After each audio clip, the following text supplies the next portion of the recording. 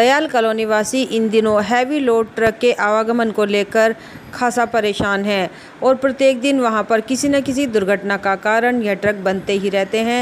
इसी कड़ी में आज एक डीसीएम ट्रक से उस वक्त एक बड़ा हादसा होते होते बचा जब यह ट्रक तारों में उलझ गया और बिजली का खंभा उस ट्रक पर आ गिरा। गनीमत यह रही कि उस वक्त कोई आसपास नहीं था, नहीं तो कोई बड़ा हादसा हो सकता था। लोगों का कहना है कि बिजली के तार से करंट फैलने से पहले ही लोग दूर हट गए और लोगों ने बिजली घर में सूचना देकर बिजली बंद कराई। उन्होंने इन बड़े ट्रकों के आवागमन को इस इलाके से आने जाने पर रोक लगाने की मांग की है। फूड बैंक इंडिया का दूसरा स्थापना दिवस धूमधाम से मनाया गया। इस दौरान गरीबों को खाना वितरण किया गया। आपको बता दें कि अप्रैल 2020 में कोर्ट रोड स्थित न्यायालय के बाहर फूड बैंक की स्थापना की गई थी और आज स्थापना दिवस के अवसर पर फूड बैंक को गुब्बारों से सजाया गया। यह वही फूड बैंक है जिसकी स्थापना लॉकडाउन के दौरान लोगों की मदद व भूखों का पेट भरने के लिए की गई थी। इस फूड बैंक को कुछ महीनों के लिए ही शुरू किया गया था, लेकिन अब यह निरंतर चल रहा है। रोजाना सैकड़ों की संख्या में गरीब असहाय लोगों को भोजन कराने का काम कर रहा है। ओके, आपका नाम? अश्वनी शर्मा। अश्वनी जी, ये फूड बैंक की स्थापना हो, फूड बैंक हो, कैसे ख्याल मन में आया? ये एक्चुअली एक हमारे अपर जिला जज साहब थे, हमारे डॉक्टर दीनानाथ साहब, उनकी उस समय यहाँ पर 2020 में पोस्टिंग थी अंदर कोर्ट के अंदर। तो उनका एक ये सपना था, उन्होंने कहीं पर इस सपने को देखा था अपने को कि भाई एक किसी शहर में जहाँ पर मेरी पोस्टिंग हो वहाँ पर एक मैं इस तरह का एक फूड बैंक बनाऊँ, फूड देने की एक संस्था जगह ऐसी बनाऊँ कि जहाँ पर आकर गरीब ऐसा लोग ज़रूरतमंद जो भी होते हैं उनके लिए यहाँ पर भोजन की सुविधा दी जा सके। तो उन्होंने एक सपना देखा था और इस सपने की शुरुआत अप्रैल 2020 में हो गई थी। उसी दौरान अचानक से लॉकडाउन का दौर आ गया। अब लॉकडाउन के दौर में जैसे कि आपको पता है अफरा तफरी का कितना माहौल था, तो उस दौरान जब हमारा फूड बैंक ये शुरू हुआ तो यहाँ पर डेली हज़ारों की संख्या में लोगों ने आकर यहाँ पर भोजन सेवा हम लोगों के यहाँ से लेनी शुरू की। शहर के सभी दानीजनों का सहयोग रहा और लॉकडाउन के दौरान जब आपको देखा होगा कि लोग ट्रेनों के अंदर यहाँ से जा रहे थे, सभी ट्रेनें यहाँ से जाती थी, तो 5 ट्रेनें यहाँ से डेली सहारनपुर से जाया करती थी। उन 5 में 4 ट्रेनों में हम और हमारी पूरी टीम यहाँ से खाना बनवा कर ले जाते थे और वो खाना वहाँ पर स्टेशनों पे, बस अड्डों पे हम लोगों की सेवा करते थे। उसका ये अन्न का आप कैसे जुटाते हैं और कितने लोगों की टीम? अन्न के दौरान में ये देखिए हमारे पास शहर के सभी लोगों को सहयोग मिलता है। कोई किसी न किसी रूप में अपना सहयोग रॉ मटेरियल रूप में, किसी ने आटा दे दिया, किसी ने चावल दे दिया, दाल, चीनी, इस तरह के सब सेवाएँ लोग करते रहते हैं। और सबसे बड़ी बात यह है कि लोग इस माहौल में, जैसे कोरोना का बड़ा भयंकर माहौल हुआ था, कितने कैजुअलिटीज़ हुई थी, तो लोगों ने अपने पुण्य यादों में जो उनके थे लोग बाग, उनकी याद में यहाँ पर आकर पुण्य स्मृति में उनके लिए भोजन सेवा ऐसे लोगों को देकर मनाने लगे। कितने लोगों की टीम है आपकी? हमारी करीब 15 लोगों की टीम है। कैसे देते हैं नाश्ते और खाने में? क्या सुबह हम लोग चाय नाश्ते की सेवा 6 बजे शुरू कर देते हैं, जिसमें हमारे बड़े भाई श्री सुरेंद्र कुमार जी जो कि हमारे जनपद न्यायालय में ही कार्यरत हैं, उनके द्वारा सुबह 6 बजे से चाय नाश्ते की सेवा प्रारंभ कर दी जाती है। यहाँ पर चाय के साथ में हम लोग ब्रेड, बिस्कुट, रसपीस, बंद, इस तरह का एक रॉ मटेरियल मतलब लोगों को देते हैं। उसके पश्चात 8 बजे से हमारी भोजन सेवा यहाँ पर शुरू हो जाती है, जिसमें हमारी पूरी टीम में हमारे सभी भाई लोग शामिल हैं। सब आ जाते हैं यहाँ पर 8 बजे और 8 बजे से भोजन ग्रहण लोगों के लिए करवाते हैं यहाँ पर। तो ये सेवा लगातार फूड बैंक चलाने की योजना लगातार चल रही है और ये आजीवन रहेगी। और सबसे बड़ी बात यह कि आज हमारे नगर साहब ने एक बात बताई है कि हमारे फूड बैंक के पैटर्न के आधार पर यूपी के समस्त 75 जिलों में भी इस तरह की एक सेवा शुरू करने की सरकार की योजना है। आज 2 साल पूरे हुए हैं। आज पूरे 2 वर्ष हो गए इसके।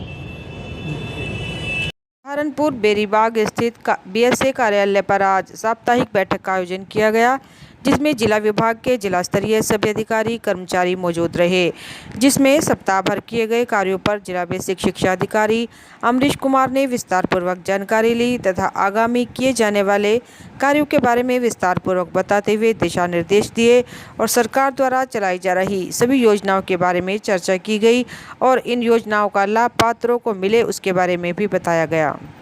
सहारनपुर मुक़द्दस रमज़ान के मौके पर आज रमज़ान के पहले जुमे की नमाज जामा मस्जिद में अदा की गई, जिसमें हज़ारों की संख्या में मुस्लिम समाज के लोगों ने हिस्सा लिया और नमाज अदा की तथा देश में अमन अमान व खुशहाली की दुआ की तथा जुमे की नमाज के बाद नमाजियों द्वारा बाजार से ज़रूरत के सामान खरीदे गए और रोज़ा इफ्तारी के लिए फल इत्यादि भी खरीदे गए। बाजार में काफ़ी रौनक का माहौल दिखा। मुबारक का पहला जुमा है मैं तमाम बिरादरान वतन को, सब लोगों को रमज़ान शरीफ और पहले जुमे की मुबारकबाद देता हूँ। और प्रशासन का भी बड़ा शुक्रगुज़ार हूँ कि उन्होंने बहुत अच्छे तरीके से इंतज़ामात साफ़ सफाई के कराए हैं। ख़ास तौर से नगर आयुक्त साहब ने नालों की और सड़कों की और सिविल लाइन की बहुत अच्छी तरीके से सफाई कराई, उसके लिए धन्यवाद डीएम साहब का भी। और ये जो पुल बन रहा है, पुल के पास एक छोटा सा पुल हमने दरख्वास्त की थी, उस पर भी कार्रवाई इंशाल्लाह शुरू हो गई है। तो मैं तमाम लोगों को मुबारकबाद देता हूं और उम्मीद करता हूं कि आने वाले बाकी जुमे के दिन भी इसी तरह साफ़ सुथराई के साथ और अमन व अमान के साथ अदा किए जाएंगे। धन्यवाद। सहारनपुर एमएलसी चुनाव को लेकर आज कलेक्ट्रेट परिसर में पोलिंग पार्टी रवाना हुई और चुनाव को निर्भीक और निष्पक्ष कराने के हेतु बीएसएफ के जवान भी पोलिंग स्टेशन पर रवाना हुए। इस बारे में जानकारी देते हुए जिलाधिकारी अखिलेश सिंह ने बताया कि सहारनपुर, शामली, मुजफ्फरनगर एमएलसी चुनाव क्षेत्र के 35 चुनाव हेतु निष्पक्ष शांतिपूर्ण तरीके से कराने हेतु आज सभी पार्टियों को रवाना किया गया। चुनाव 9 अप्रैल सुबह 8 बजे से 4 बजे तक चलेगा, जिसमें 5115 वोटर होंगे और पूरे चुनाव की निगरानी सीसीटीवी कैमरे से की जाएगी और प्रत्येक मतदाता की पहचान की जाएगी। प्रत्येक बूथ पर बीएसएफ के जवान तैनात रहेंगे, जिससे कि चुनाव को निष्पक्ष कराया जा सके। देखिए, जनपद सहारनपुर में जो ये 35 मुजफ्फरनगर सहारनपुर विधान परिषद का क्षेत्र है, उसके लिए सहारनपुर ज़िले की जो पोलिंग पार्टियां हैं वो आज रवाना हम लोग यहां से कर रहे हैं। कुल यहां पर 10 मतदेय स्थल हैं और 10 पार्टियां हैं। 10 पार्टियां यहां पर उपस्थित हैं। सभी लोग अपनी सामग्री लेकर अभी जो है तुरंत ही जो है प्रस्थान कर रहे हैं और जनपद सहारनपुर में शांतिपूर्वक और निर्विघ्न और निष्पक्ष चुनाव कराने की सारी तैयारियाँ पूर्ण हैं। हमारे सभी जो भी मतदेय स्थल हैं, सभी मतदेय स्थलों पर स्टैटिक मजिस्ट्रेट और माइक्रो ऑब्जर्वर नियुक्त हैं। जितने भी बूथ हैं, सभी बूथों पर वीडियोग्राफी कराई जाएगी। अनवरत रूप से वीडियोग्राफी कराई जाएगी। एक एक वोटर जो होगा उसकी पहचान किया जाएगा। इसके साथ साथ हर बूथ पर पैरामिलिट्री फोर्स रहेगी और समुचित जो है सुरक्षा के भी समुचित प्रबंध हैं। हम लोगों ने संपूर्ण जनपद को जो है सेक्टर और जोन में जो है विभक्त किया है और सेक्टर और जोनल मजिस्ट्रेट वहाँ पर उपस्थित रहेंगे। और अभी तक जो हम लोग को सूचना है, कहीं से किसी तरह की कोई लॉ एंड ऑर्डर की समस्या, कोई शिकायत, इस तरह की कोई बात नहीं है। तो हम लोग आश्वस्त हैं कि जनपद सहारनपुर में पूरी तरह से निष्पक्ष, निर्विघ्न और शांतिपूर्वक चुनाव संपन्न होगा। मंडल में बात की जा रही है, कितने मतदाता हैं, कितने? देखिए, मंडल में, हाँ, मंडल में ये जो मंडल नहीं है, ये जो है मुजफ्फरनगर, सहारनपुर, शामली 3 जनपद हैं, जिसका नाम जो है वो 35 मुजफ्फरनगर सहारनपुर कॉन्स्टिट्यूंसी है। इसमें कुल वोटर्स 5115 हैं। टोटल तीनों जिले मिलाकर 5115 वोटर्स हैं। कल चुनाव संपन्न रहेगा। कल चुनाव का जो टाइम है वो सुबह 8 बजे से लेकर 4 बजे सायं तक है। चुनाव के बाद जो भी मतपेटिकाएँ हैं, सारी मतपेटिकाएँ जो पुलिस अभिरक्षा में यहाँ पर जो है जो जैन डिग्री कॉलेज है उसमें हम लोगों का स्ट्रॉन्ग रूम बना हुआ है, उस स्ट्रॉन्ग रूम में आएगी और वहीं पर मतगणना संपन्न कराई जाएगी। सहारनपुर की थाना सदर बाजार व क्राइम ब्रांच टीम ने दिन दिहाड़े पेंट व्यापारी के घर की गई डकैती में शामिल 5 बदमाशों को मुठभेड़ के दौरान गिरफ्तार किया, जिसमें से 3 बदमाशों के पैर में गोली लगी और उनको जिला अस्पताल में भर्ती कराया गया। तो वहीं 2 पुलिसकर्मी भी घायल हैं। इस मामले में एसएसपी आकाश तोमर ने प्रेस वार्ता कर पूरी घटना का खुलासा किया है, जिसमें लगभग 5 लाख से अधिक की नकदी, 3 तमंचे व चोरी का अन्य सामान बरामद हुआ है। वहीं पूरी टीम को एसएसपी द्वारा 25,000, आईजी द्वारा 50,000 व एसीएस द्वारा 1 लाख का इनाम दिया गया। कुल मिलाकर पुलिस टीम को 1,75,000 का इनाम दिया गया। पकड़ा गया है, इसका कैसे पता चला, क्या कार्रवाई रही और किस तरह से खुलासा हुआ है थाना सदर बाजार की जो लूट?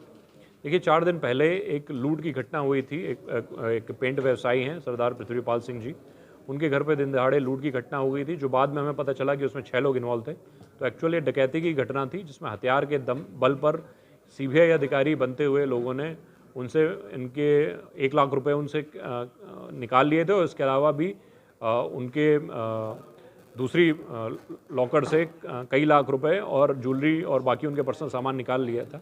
तो इस घटना का अनावरण करते हुए हम लोगों ने 5 लोगों को गिरफ्तार किया है, जिसमें से 3 लोग पुलिस मुठभेड़ में गिरफ्तार हुए हैं, उनको गोली लगी है, अस्पताल में उनका इलाज चल रहा है। हमारे पुलिस इंस्पेक्टर हैं, उनको भी गोली लगी है, उनका भी ट्रीटमेंट चल रहा है। इस गैंग का मुख्य सरगना जो है ध्याना गुर्जर है, ये कल रात की पुलिस मुठभेड़ में भागने में सफल हो गया। ये घटना ऐसे शुरू हुई कि सुमित मलिक नाम का एक व्यक्ति है जो यहाँ पर पहले मैनेजर था और सरदार जी को पहले से पूर्व से परिचित था। वो घटना से पहले वह और विकास शर्मा नाम के व्यक्ति दोनों ने उनके घर में पहुंचकर रेकी करी और टीम के बाकी सदस्यों को बताया। और घटना के दौरान 2 सदस्य अंदर रहे और बाकी 4 लोग, एक व्यक्ति अर्टिगा कार से और एक व्यक्ति वैगनार कार से इंतज़ार करते रहे ताकि उन लोगों को भागने में मदद दे सकें। और एक बोरी में भर के, जैसा कि सीसीटीवी फुटेज में आप लोगों ने देखा होगा, वो जो सामान था, कैश था, ये सब ले गए और उन्होंने फिर दोबारा आकर घटना करने का प्रयास किया है, जिसमें हम लोगों ने मुठभेड़ के बाद उनको गिरफ्तार किया। करीब 3,62,000 रुपये और $2,000 जो कि 1.5 लाख रुपये से ज़्यादा हैं, यानी कि कुल 5 लाख रुपये से भी ज़्यादा की वैल्यू की करेंसी हम लोगों को रिकवर हो गई है। काफ़ी असले रिकवर हो गए हैं, जो पर्स है, मोबाइल फ़ोन है, वो रिकवर हो गया है। और इसमें से एक व्यक्ति है केवल जो भागने में सफल हो गया है, उसमें भी हम लोग शीघ्र गिरफ्तारी करेंगे। इस पर गैंगस्टर एक्ट की कार्रवाई होगी, NSA की भी कार्रवाई होगी और इसमें मेरे द्वारा 25,000, IG साहब द्वारा 50,000 और प्रमुख सचिव गृह महोदय द्वारा भी 1 लाख रुपये का कैश अवार्ड दिया गया है पुलिस टीम के उत्साहवर्धन हेतु। तो ये निश्चित ही बहुत ही कठोर तरीके से इसमें मेहनत करके पुलिस टीम को लगना पड़ा SP सिटी के नेतृत्व में, जिससे कि ये घटना का पर्दाफाश हुआ है, जिसकी मैं बहुत प्रशंसा करता हूँ। सर ये पृथ्वीपाल सरदार को ही क्यों चुना इन्होंने?